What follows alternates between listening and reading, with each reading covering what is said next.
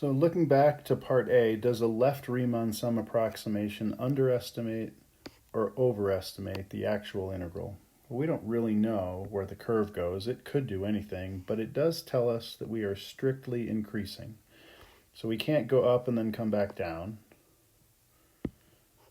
In some manner, we are going to go up, level off, but still increase slightly, and then climb to that last point. And so, of course, you can see that there is all of this area that we are not counting. And so, of course, a left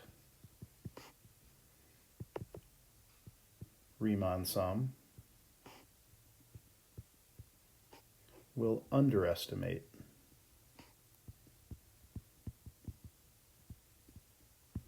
the area or the integral.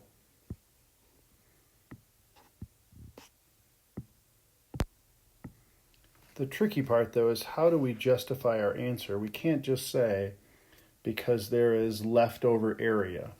When you think about all of these justifications, we somehow have to use something that we've learned in calculus. We have to have calculus reasoning.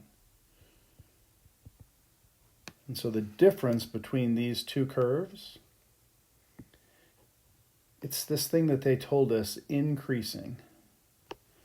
Because f of x is increasing.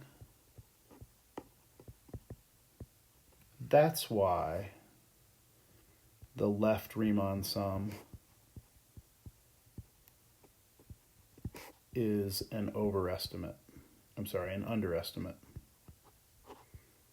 That's what would be needed to earn credit.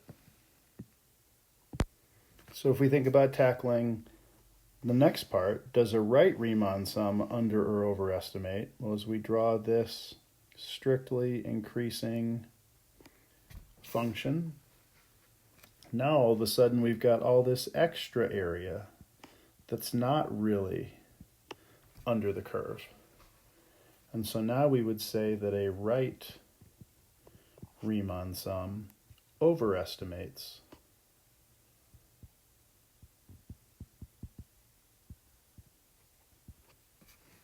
the actual integral, and our reasoning should be because f of x is increasing again, this time the right sum is an overestimate.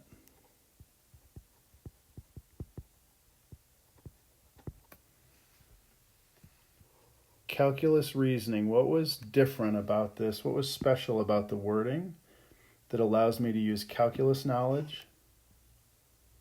Increasing. Strictly increasing is just another way of saying always increasing.